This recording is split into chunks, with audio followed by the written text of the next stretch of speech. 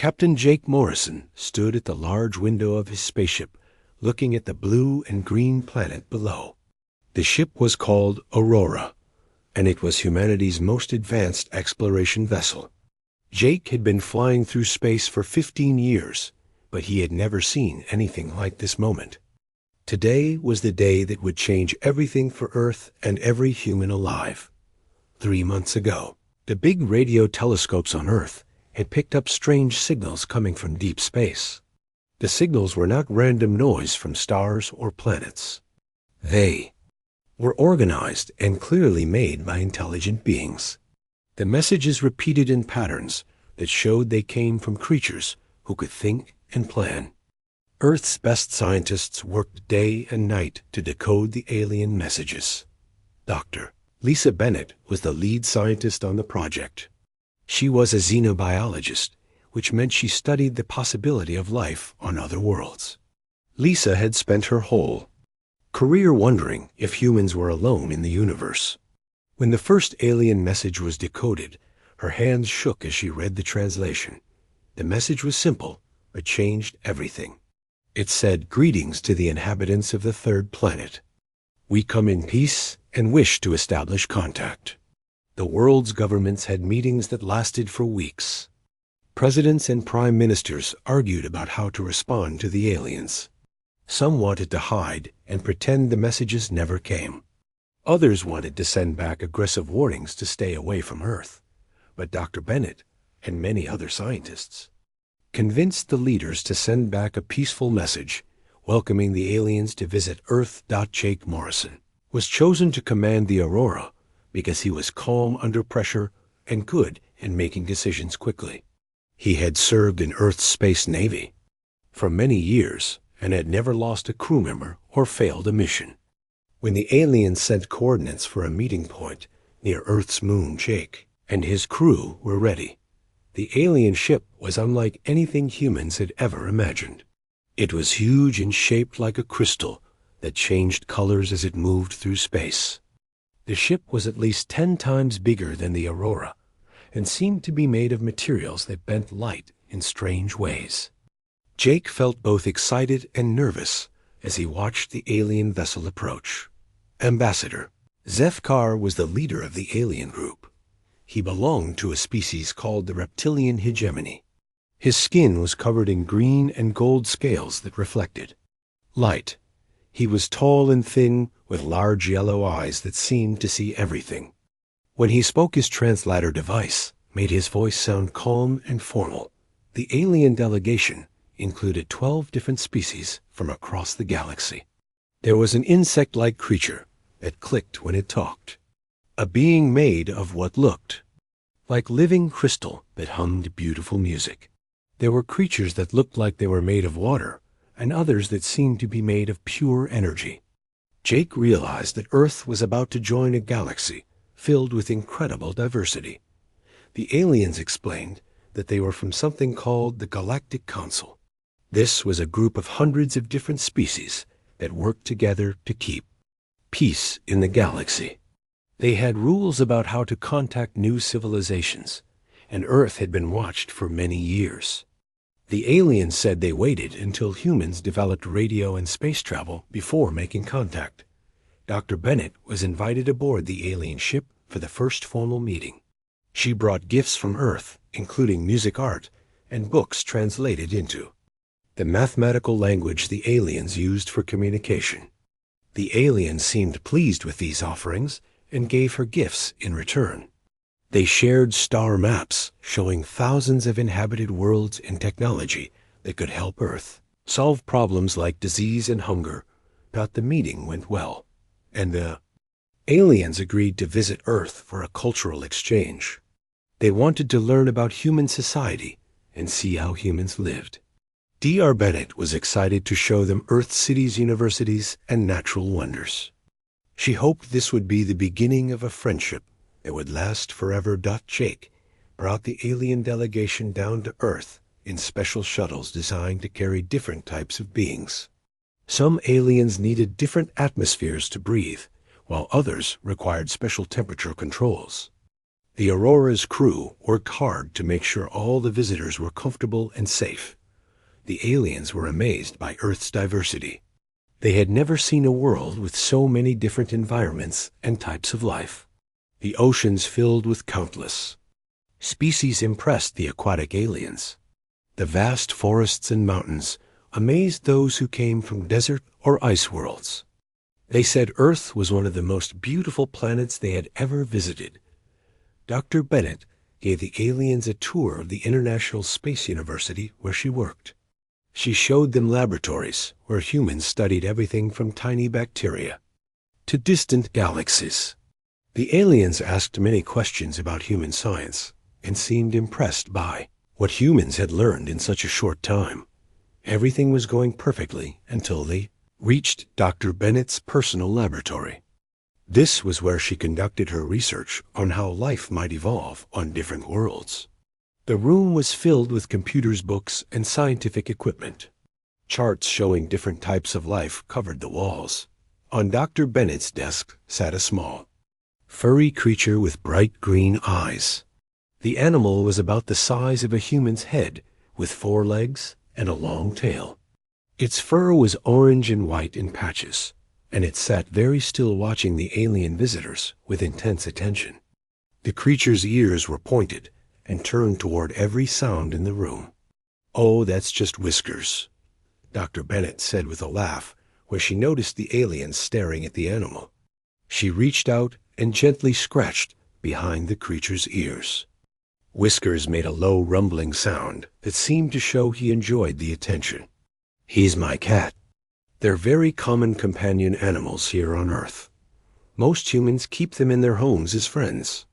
The change in the aliens was immediate and shocking. Ambassador Zethkar's scales went from green and gold to dark red and black. His large eyes grew even wider, and his body became very still.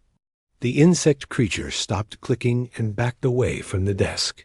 Several other aliens made sounds that their translators could not convert into human language. The temperature in the room seemed to drop as the alien delegation processed what Dr. Bennett had just told them. Their casual, friendly manner disappeared and was replaced by something that looked very much like fear. Jake Morrison felt the mood change and put his hand near his weapon, though he did not understand why the small, harmless animal had caused such a reaction. Whiskers continued to sit on the desk, completely unaware that his presence had just changed the course of galactic history. General Marcus Webb had been watching the alien meeting through security cameras from the command center 3 floors below Dr. Bennett's laboratory. He was the head of Earth's military response team for the First Contact mission. Marcus had served in many wars and seen soldiers face terrible enemies without showing fear. But he had never seen anything like what happened when the aliens saw Whiskers. The change was so sudden and complete that Marcus thought something had gone wrong with the translation equipment. Ambassador Zethkar started speaking rapidly in his own language, while his scales shifted through colors that the humans had not seen before. The insect creature began making high-pitched sounds that hurt to listen to. 2 of the water-like beings actually started to back away from the room. Dr. Bennett looked confused and a little hurt. She had been so proud to show the aliens around her laboratory. Everything had been going perfectly until she introduced them to her pet. She tried to explain that cats were harmless and friendly, but the aliens did not seem to hear her. They were too busy having urgent conversations in languages that their translators could not handle. Marcus made a quick decision and headed for the laboratory. He brought 4 of his best security officers with him, but told them to keep their weapons hidden. The last thing Earth needed was for the aliens to think humans were threatening them. As he walked through the hallways, Marcus tried to figure out what could have gone so wrong so quickly. When Marcus entered the laboratory, the scene was even stranger than what he had seen on the cameras. Half of the alien delegation had moved to the far corner of the room, as far from Whiskers as possible. The cat had not moved from Dr. Bennett's desk and seemed to be enjoying all the attention. His green eyes followed every movement the aliens made, and his tail moved slowly back and forth. Ambassador, Zethkar was speaking quietly with the crystal being and the insect creature. Their translators were working again, but the conversation was hard to follow. They kept using words that did not translate properly into human languages. Marcus heard phrases like Deathbringers and Shadowhunters, but could not understand what they meant. "Is there a problem?" Marcus asked in his calmest voice. He had learned that when dealing with tense situations, it was important to speak slowly and clearly. Dr. Bennett was just showing you her research laboratory. "Is there something we can do to make you more comfortable?" Ambassador Zethkar turned to look at Marcus, and the human general could see real fear in the alien's large yellow eyes. This was not the same confident being who had greeted them in space just hours before. The ambassador's scales were still dark colors, and his movements were careful and controlled, like someone trying not to make sudden motions. "General Webb," the ambassador said through his translator, "we need to speak with your leaders immediately. This is a matter of extreme importance that affects not just our mission, but the safety of the entire galaxy. We cannot continue our cultural exchange until we have discussed what we have learned here today." Dr. Bennett looked hurt and confused. She picked up Whiskers and held him gently in her arms. The cat began to purr, which made several aliens step back even further. "I don't understand what's wrong," she said. "Whiskers is just a normal cat. They're very common on Earth. Almost every family has at least one cat as a pet. They help control mice and rats, and they're wonderful companions." The crystal being made a sound like breaking glass and spoke rapidly to Ambassador Zethkar. Marcus could not understand the words, but the tone was clearly one of panic. The ambassador nodded and turned back to the humans. His translator crackled with static as he struggled to find the right words. "Dr. Bennett," he said carefully, "how many of these creatures exist on your planet? Please be very precise in your answer. This information is critical to our understanding of your world." Dr. Bennett thought for a moment while she continued to pet Whiskers. The cat's purring grew louder, and his eyes half closed with contentment. "Well, it's hard to get exact numbers, but I'd say there are probably around 600 million domestic cats worldwide. That includes house cats like Whiskers and cats that live on farms and in cities. There are also about 100 million feral cats that live in the wild without human care." The silence that followed was complete and terrifying. Every alien in the room stopped moving or making sound. Even their breathing seemed to pause. Marcus felt his hand move toward his weapon, again though he still did not understand the threat. The only sound in the laboratory was Whiskers purring as Dr. Bennett scratched behind his ears. Finally, Ambassador Zethkar spoke again, and his voice was barely above a whisper. 700 million, he said. 700 million of them living on one planet, living with your species as companions. The insect creature suddenly burst into rapid clicking sounds that hurt human ears. Its translator struggled to keep up, but Marcus caught phrases like impossible survival and dominant species alliance. The crystal being was flashing colors so rapidly that it looked like it might shatter. "We need to see your historical records," Ambassador Zethkar said to Marcus. "Everything you have about these creatures. Their behavior, their capabilities, their relationship with your species. We need to understand how this is possible before we can proceed with any further contact." Marcus nodded, though he was completely confused about why anyone would want to study cats. "Of course, Ambassador. We have thousands of years of records about cats. They've been living with humans since ancient times. We have videos, books, scientific studies, everything you could want to know about them." What Marcus did not know was that he had just offered to show the aliens the most terrifying collection of documents in galactic history. As the group prepared to leave for the government building, where Earth's leaders were waiting, Whiskers jumped down from Dr. Bennett's arms and walked slowly across the floor. Every alien in the room tracked his movement with their eyes.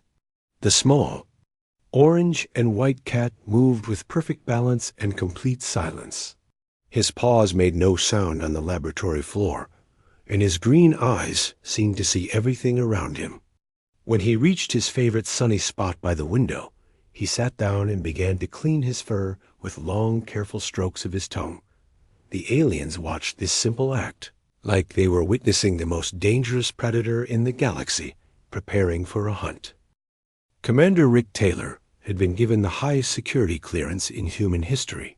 3 days after the alien's strange reaction to Whiskers the cat, President Helen Carter had put Rick in charge of a special investigation team.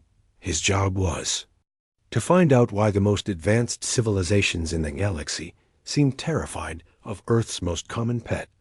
Rick sat in a secure room deep underground in the Pentagon, surrounded by computer screens and stacks of alien documents. Ambassador Zeph Carr had provided access to something called the Galactic Council's Threat Assessment Database. This was a collection of information about dangerous species and situations that had been gathered over thousands of years by hundreds of different civilizations. The database was enormous, and Rick had been reading for 3 straight days without sleep. What he found in those files would change humanity's understanding of their place in the universe forever. The aliens were not just afraid of cats. They were absolutely terrified of them and had good reasons to be. The first report Rick read came from a planet called Kepler 438b. This world had been home to a species called the Ethereal Collective.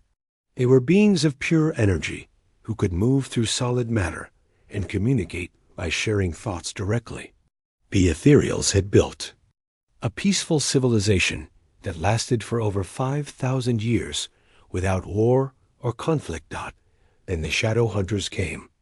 The report described creatures that matched cats exactly. They were small, 4-legged predators with perfect night vision and the ability to move in complete silence. The Shadow Hunters could somehow track the Ethereals, even when they were invisible. To normal sight, they would appear from nowhere, strike with deadly precision, and vanish again before help could arrive. What made the attacks worse was that the Shadow Hunters did not kill for food. They seemed to hunt for pleasure and would often leave their victims alive but badly injured. The Ethereals described feeling like they were being played with like toys. The psychological damage was as bad as the physical wounds. Within 50 years, the Ethereal Collective was reduced from billions of individuals to less than 1 million survivors. The remaining Ethereals abandoned their home planet and scattered across the galaxy, promising never to settle in one place again. They still reported sightings of Shadow Hunters on worlds hundreds of light years away. The second file Rick opened was even more disturbing. The Aquatic Federation of Gliese 667c had been a thriving underwater civilization with cities built in the deepest ocean trenches. They were excellent swimmers who could move through water faster than most species could travel on land. Their technology was based on controlling water currents, and they had never known fear of predators in their natural environment. The small land-based hunters changed everything. Even though the creatures could not breathe underwater, they somehow learned to catch the fastest swimmers in the Federation. The reports described impossible hunting tactics, where the predators would wait at the surface of the water and somehow predict exactly where their prey would come up for air. The hunters would bring their kills to the shore and arrange them in neat piles outside the Federation's underwater cities. This behavior had no logical explanation since the creatures did not eat their victims. The psychological impact of finding these offerings every morning slowly drove the Aquatic Federation. Insane with fear, the Federation tried everything to stop the hunters. They built underground tunnels that connected their cities so they never had to surface. They created advanced sonar systems to detect the predators from far away. They even developed weapons that could work both underwater and on land. Nothing worked. The hunters adapted to every defense and seemed to enjoy the challenge of finding new ways to catch their prey. After 200 years of constant terror, the Aquatic Federation abandoned their home world. They now lived on a planet with no land masses at all, hoping that the hunters could not follow them there. But even now, thousands of years later, they still had nightmares about small furry creatures waiting at the water's surface. The third report made Rick's hands shake as he read it. The silicon-based hive mind of Wolf 359 had been the most advanced collective intelligence in the galaxy. Millions of individual silicon creatures shared one giant mind that could solve problems and make decisions faster than any other species. They had built perfect cities and created technology that seemed like magic to other civilizations. The hunters that came to their world were different from the ones that had attacked other species, but still clearly the same type of creature. These hunters seemed to understand that they were facing a collective mind, and they used this knowledge as a weapon. Instead of hunting individual creatures, they would target the connections between different parts of the hive mind. The hunters would capture single members of the collective and release them in locations where the hive mind could sense their fear and pain, but could not reach them to help. This created feedback loops of terror that spread through the entire collective consciousness. The shared mind that had been the species' greatest strength became their greatest weakness. What made the attacks truly horrible was that the hunters seemed to understand exactly how much psychological pressure they could apply without completely destroying their victims. They would back off just before the hive mind collapsed completely and resume their attacks after the collective had time to recover. The torture lasted for decades. Eventually, the stress of constant fear caused the hive mind to fragment into millions of separate individuals who could no longer communicate with each other. The advanced civilization collapsed overnight, and the survivors scattered across the galaxy as refugees.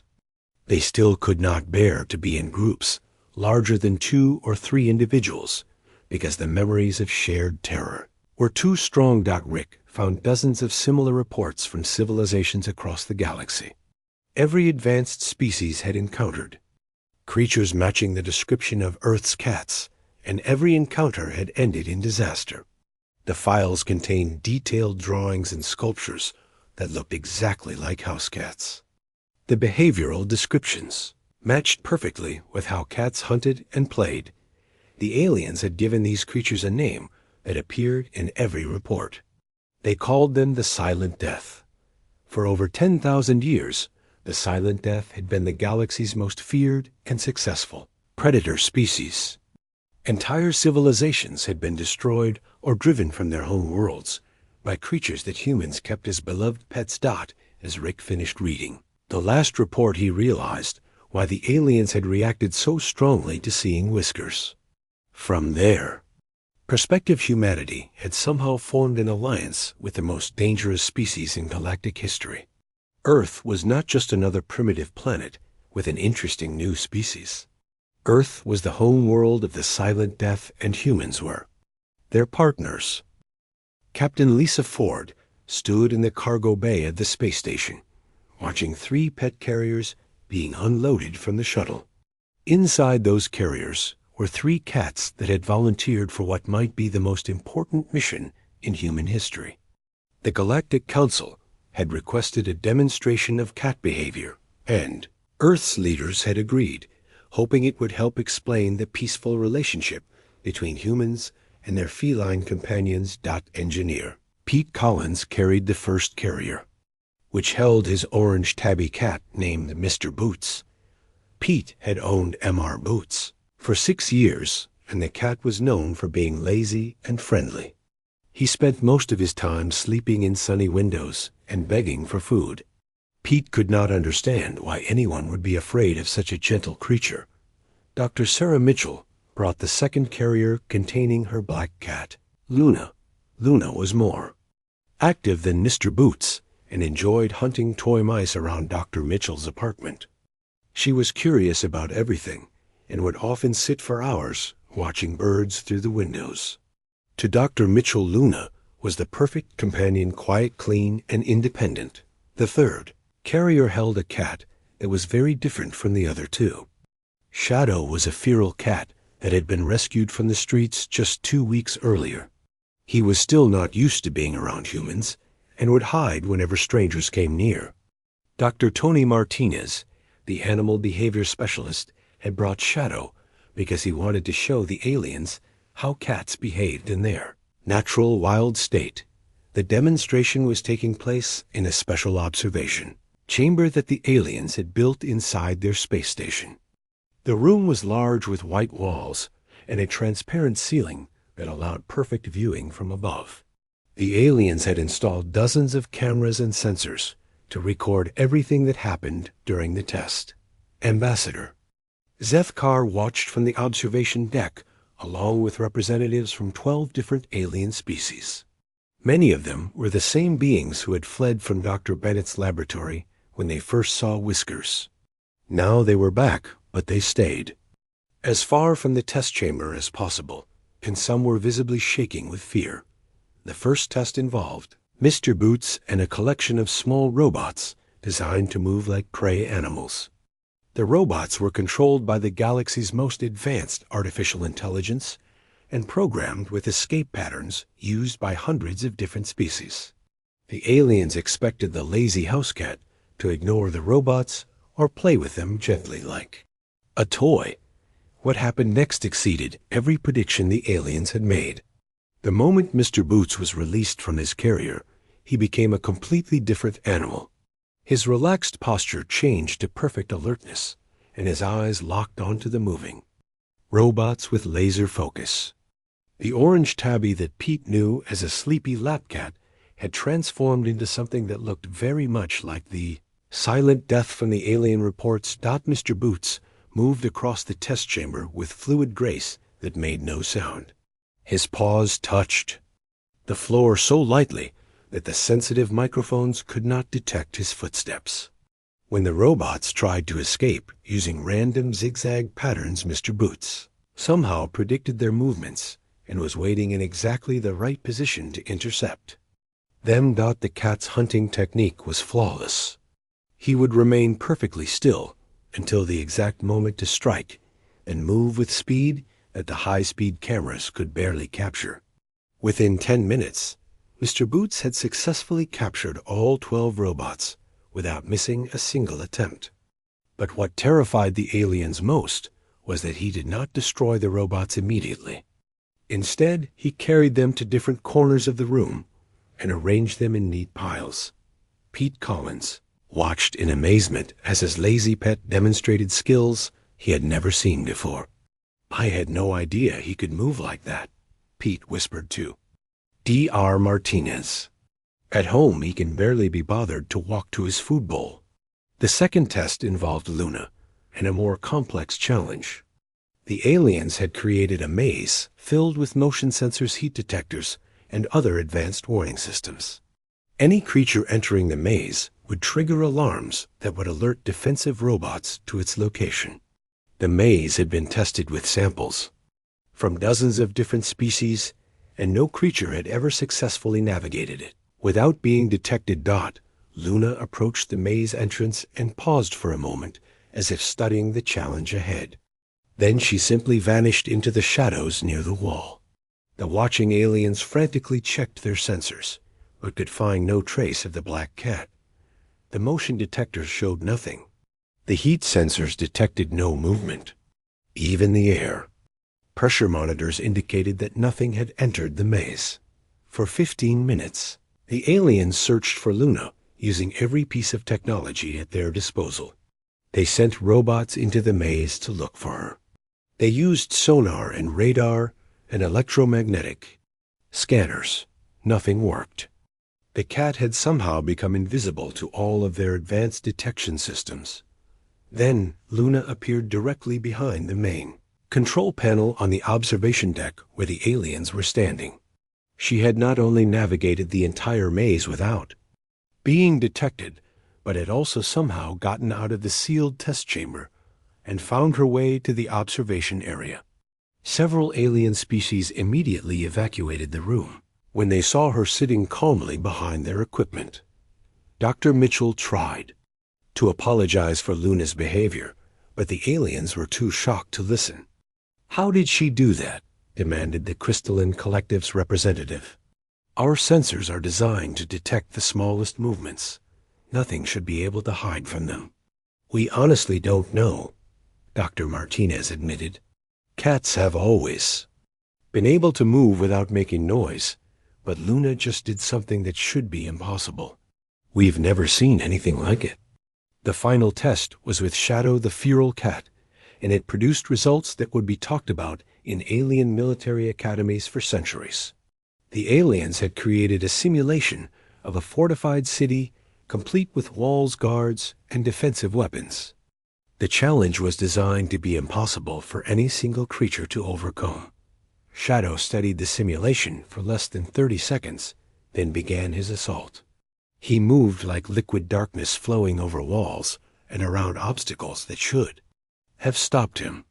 The defensive systems could not target him because he was never in the same place long enough to lock on. Within minutes, he had disabled every defensive measure and reached the center of the simulated city. But Shadow did not stop there. He systematically hunted down every robot defender in the simulation, using tactics that combined stealth speed and what could only be described as tactical intelligence. He seemed to understand the layout of the entire city and the weaknesses of every defensive system, even though he was seeing them for the first time. The demonstration ended with Shadow sitting in the exact center of the simulated city, surrounded by disabled robots and broken defensive systems. He began to clean his fur with his tongue, as if nothing unusual had happened. The aliens stared in complete silence, trying to process what they had just witnessed. Ambassador Zethkar finally spoke, and his voice was barely above a whisper. "Now we understand how your species survived contact with the Silent Death," he said. "You did not just survive. You formed an alliance with them." Admiral Nancy Price found herself in the most unusual position of her military career. She was sitting at the head of a conference table surrounded by representatives from the most advanced civilizations in the galaxy, and they were all looking at her with a mixture of fear and desperate hope. The emergency session of the Galactic Council had been called to decide Earth's future and the future of every species in known space. The demonstration with the 3 cats had shaken the alien delegates to their core. For the past week, they had been having urgent meetings and sending messages across the galaxy at faster than light speed. Every major civilization wanted to know about the planet where the Silent Death lived peacefully with another species. High Counselor Vexthal of the Andromedan Commonwealth was the first to speak. His species looked like tall, graceful beings made of silver light, and they had been the victims of silent death attacks over 3,000 years ago. "Admiral Price," he said through his translator, "your species has achieved something that we believed was impossible. You have not just survived contact with the most dangerous predators in galactic history. You have made them into your companions."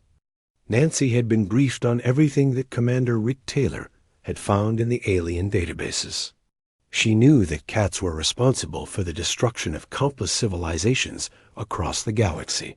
But she also knew that on Earth cats were beloved family members who slept on beds and played with children. The contradiction seemed impossible to explain. Ambassador Zethkar displayed a holographic image that showed the current political map of the galaxy. Hundreds of star systems were marked in red, indicating worlds that had been abandoned due to silent death attacks. Other systems were marked in yellow, showing civilizations that had survived attacks but were still too afraid to expand or explore. New worlds.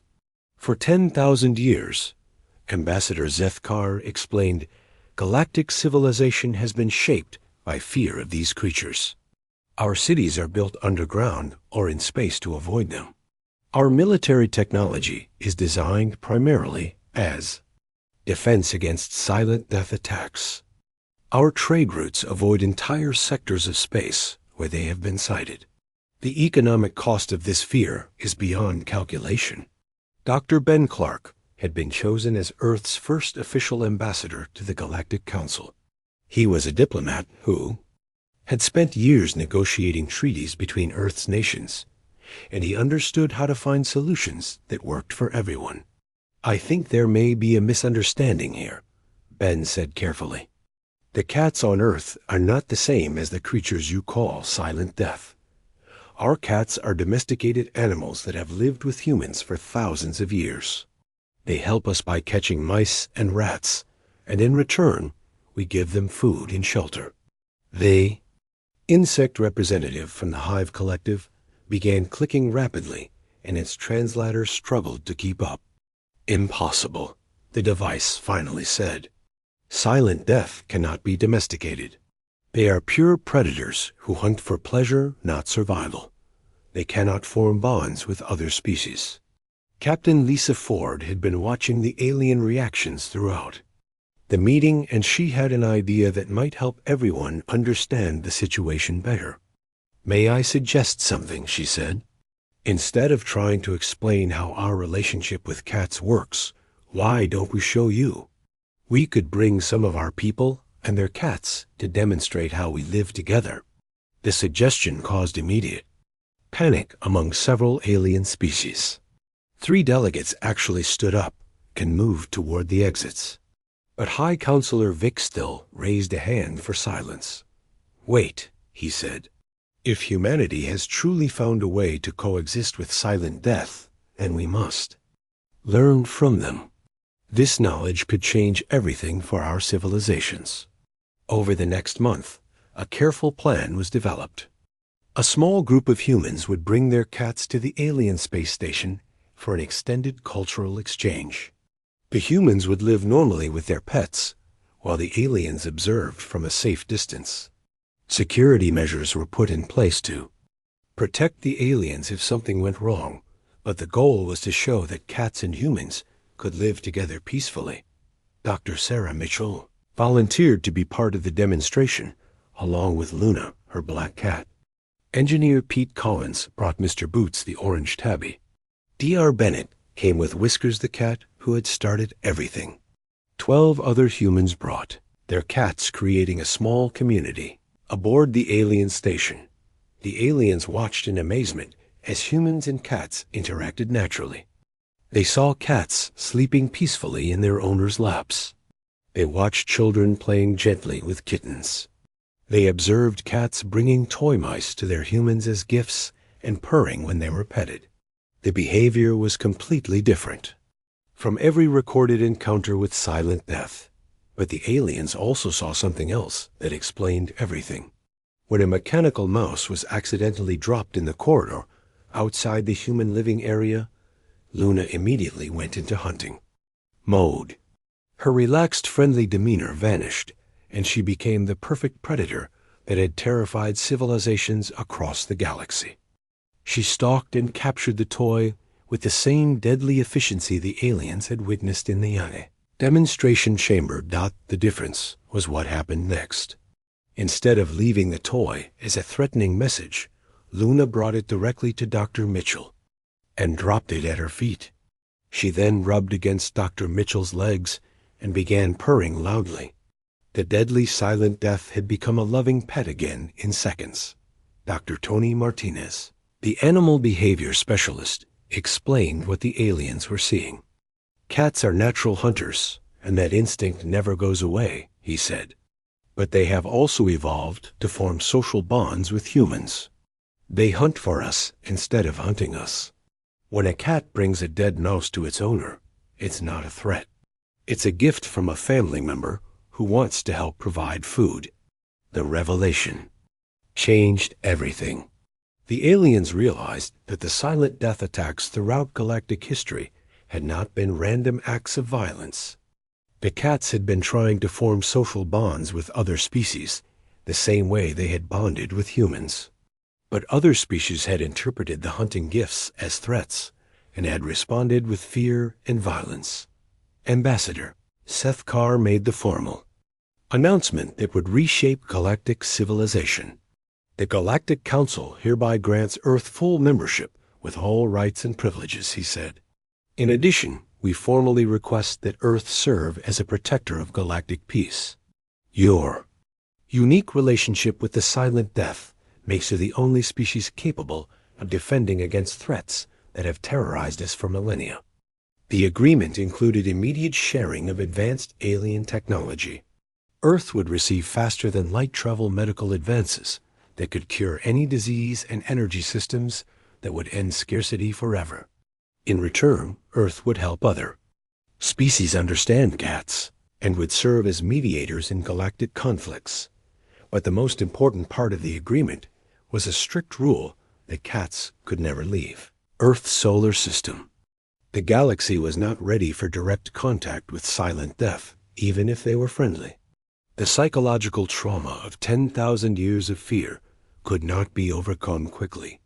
Admiral Nancy Price looked out at the stars from her new office aboard the Galactic Headquarters Station.